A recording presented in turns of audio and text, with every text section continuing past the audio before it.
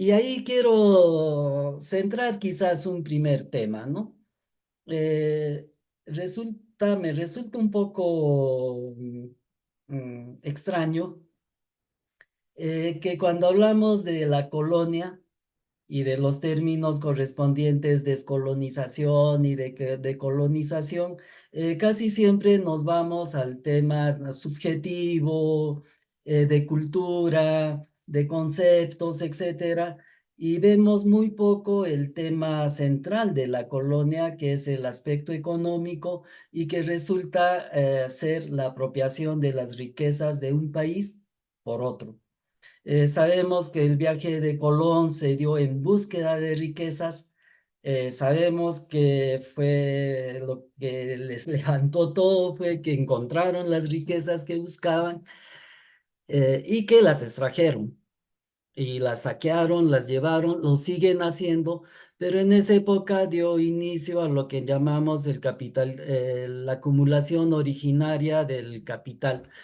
Sin embargo, a pesar de tener ese concepto tan claro, o ese hecho histórico tan claro, seguimos hablando de la colonia como un hecho subjetivo, ¿no? Como un hecho subjetivo de expresiones, de conocimientos, etcétera. Entonces, eso me parece un poco peligroso porque se pierde la esencia de la lucha antiimperialista, de la lucha descolonizadora o decolonizadora, ¿no?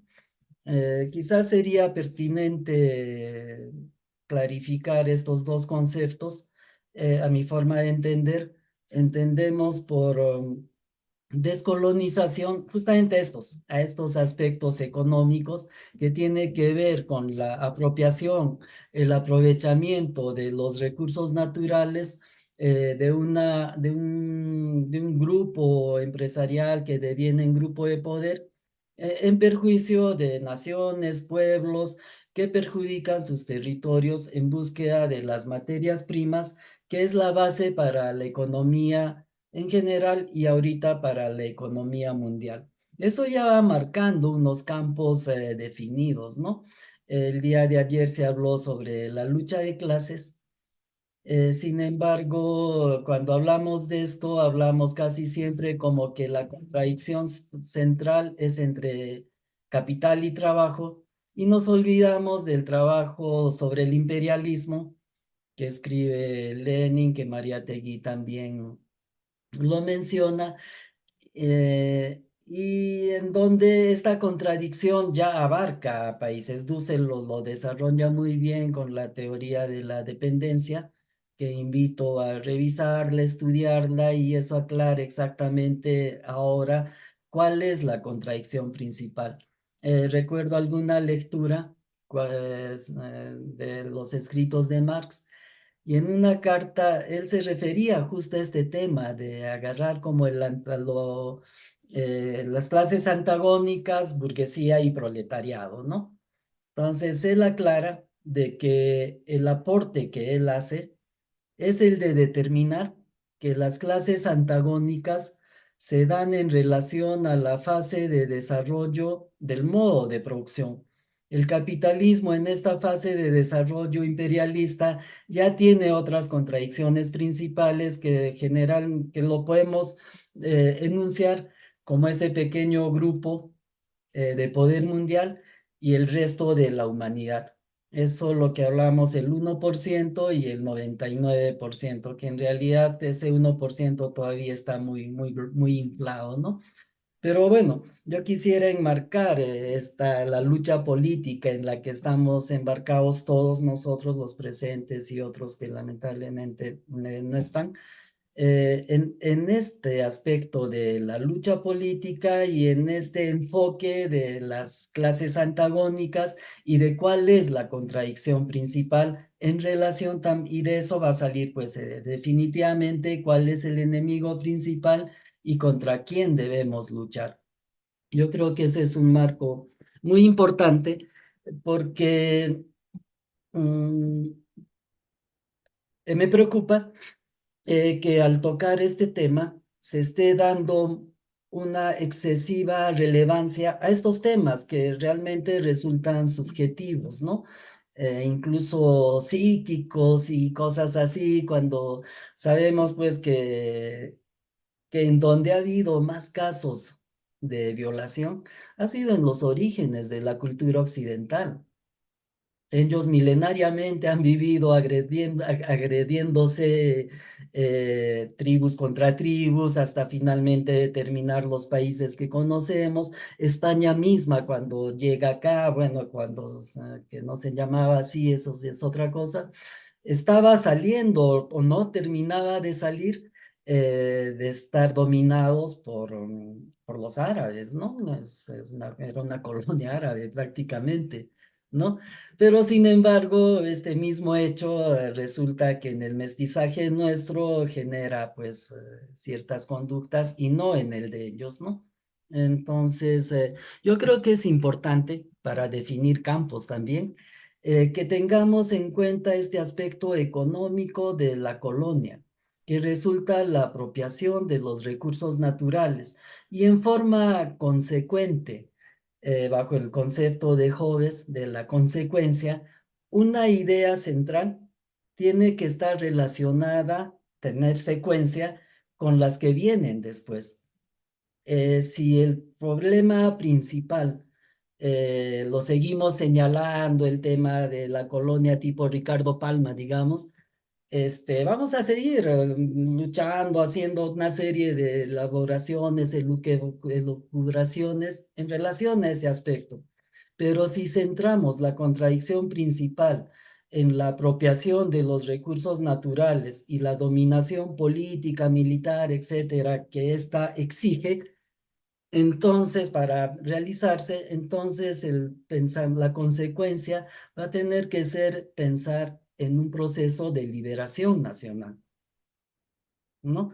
Y en el contexto actual en el que se está dando la lucha política, hablamos de globalización, ya no podemos hablar solamente de un proceso de lucha de liberación nacional, sino también de liberación, por lo menos continental, en nuestro Abya Yala, generando estructuras que faciliten que posibiliten alcanzar ese objetivo, sino también debemos pensar ya en carácter global porque estamos en globalización. Eh, Esto resulta, bueno, traigo a la memoria, también me viene a la memoria la famosa polémica de Mariátegui con Aya de la Torre, ¿no? En donde Mariátegui justamente en base a los planteamientos leninistas sobre el imperialismo, plantea de que el capitalismo al llegar a nuestras tierras no es una opción de desarrollo de nuestros países, puesto que viene pues en la fase imperialista, ya viene a controlarnos, ¿no?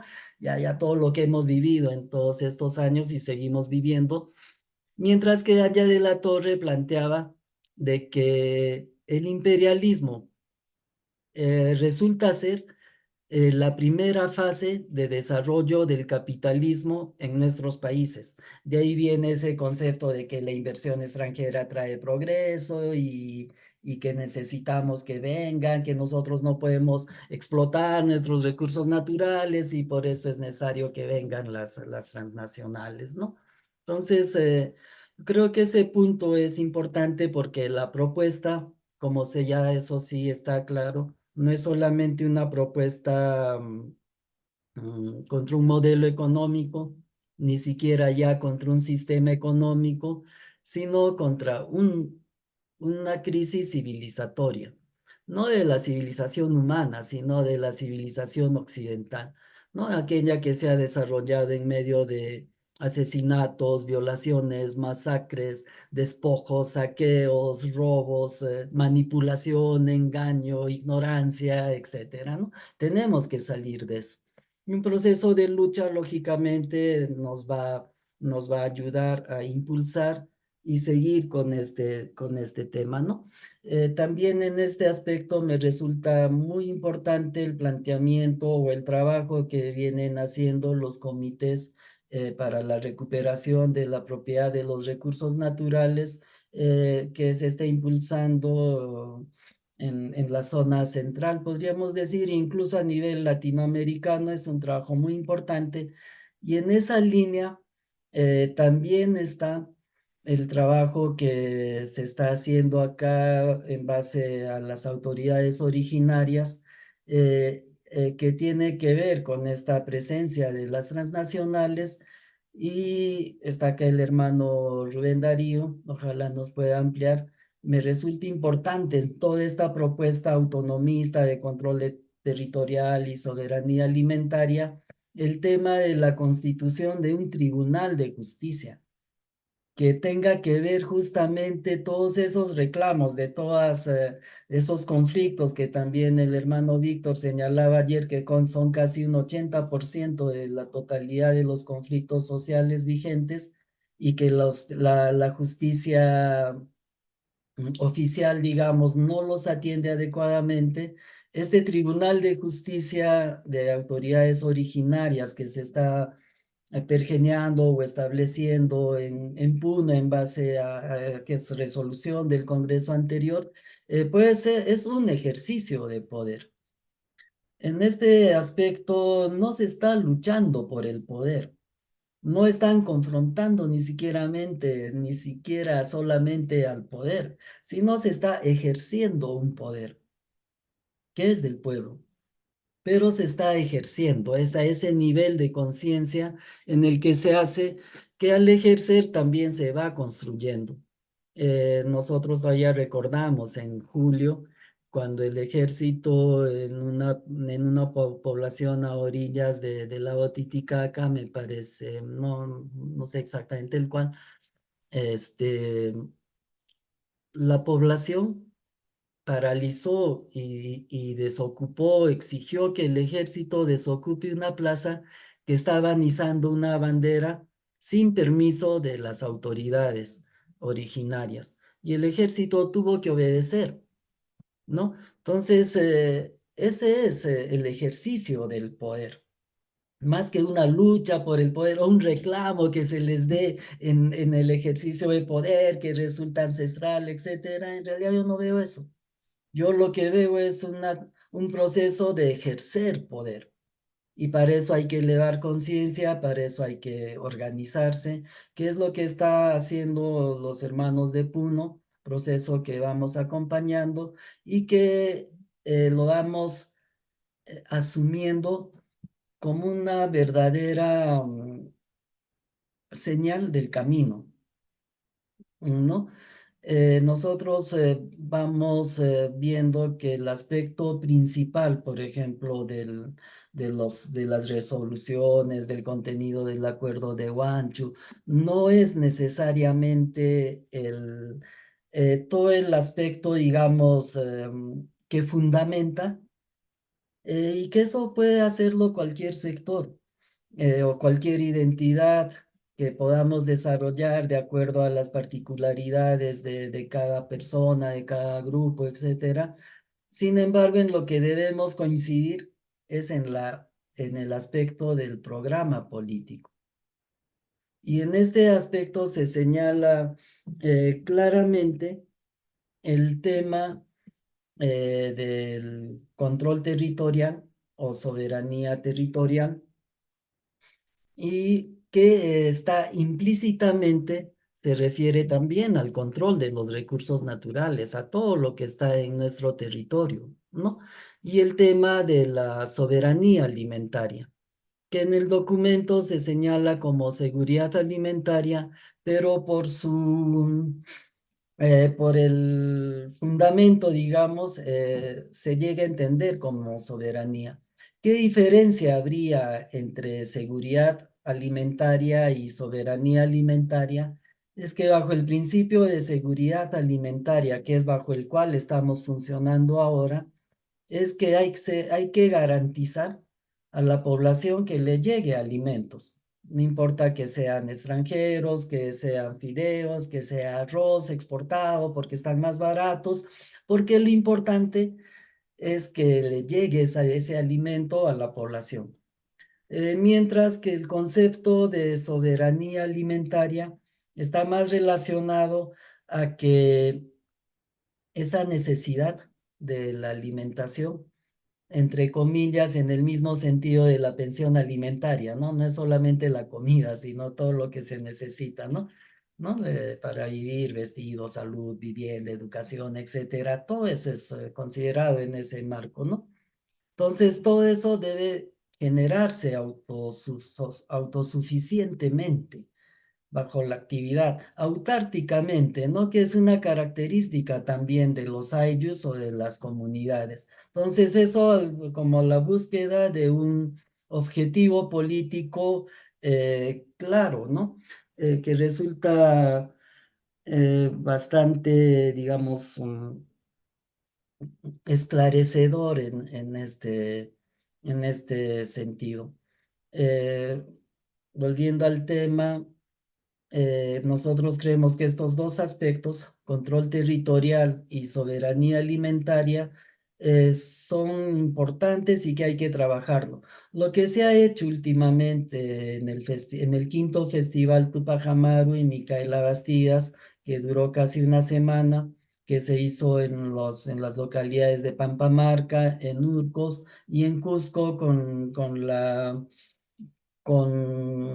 murales, música, poesía, teatro, eh, y también conversatorios. Y se desarrollaron temas muy importantes como el de la salud natural, las técnicas de producción de alimentos, conservación y procesamiento de alimentos en base al conocimiento ancestral que lo desarrolló nuestros apreciados compañeros Roberto Ojeda y Claudia, su esposa Claudia.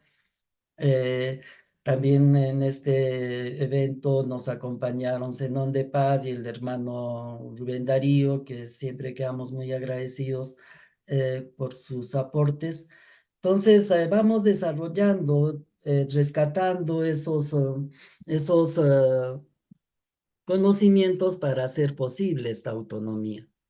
Eh, Vamos asumiendo también de que la lucha popular para el ejercicio del poder sigue teniendo los tres elementos básicos, ¿no? La conciencia, la organización y la movilización o lucha.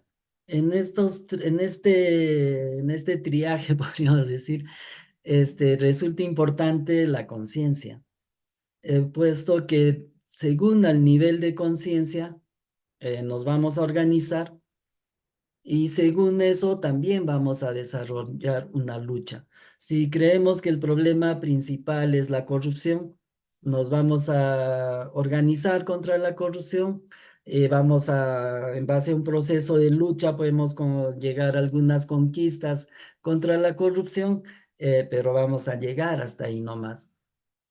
Sí podemos elevar la conciencia que la tenía Saturnino Wilca, que la tiene, y que sus hijos, sus churin, como dice nuestro padre Satuco, asumimos, el enemigo principal es el imperialismo de las transnacionales, que se objetiviza en la apropiación de nuestros recursos naturales en base a un marco constitucional y legal que lo permite.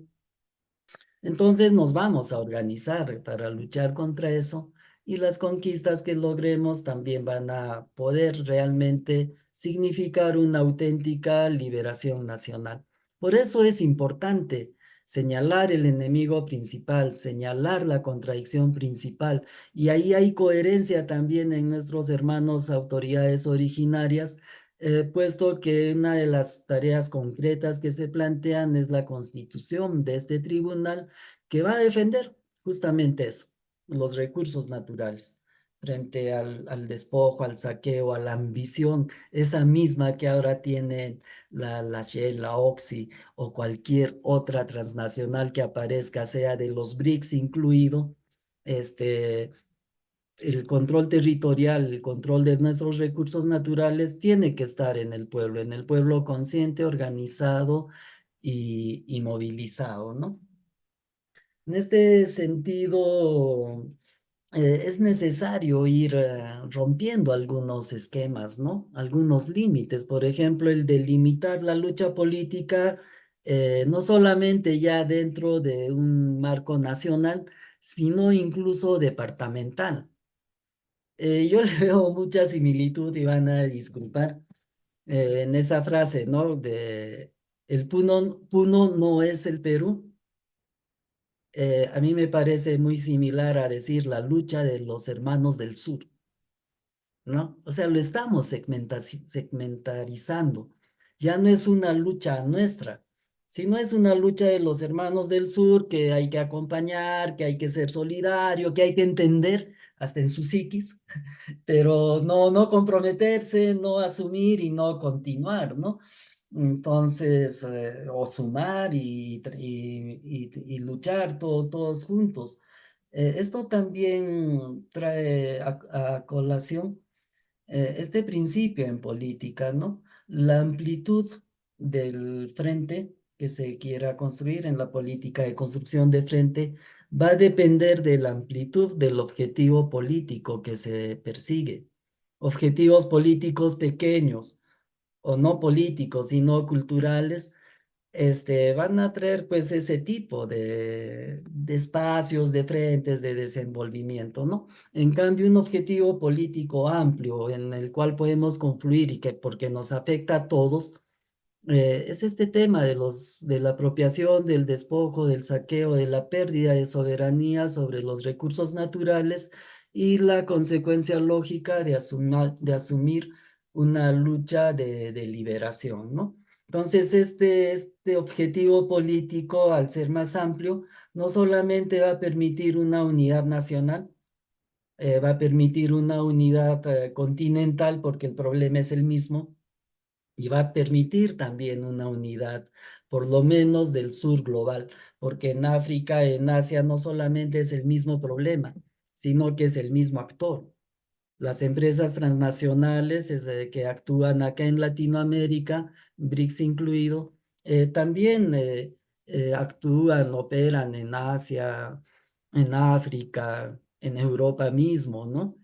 Entonces, es ahí donde nosotros vamos viendo personalmente, se va viendo también, siguiendo a nuestro padre Satuco, cuál es el enemigo principal, cuál es la lucha y hacia dónde nos vamos.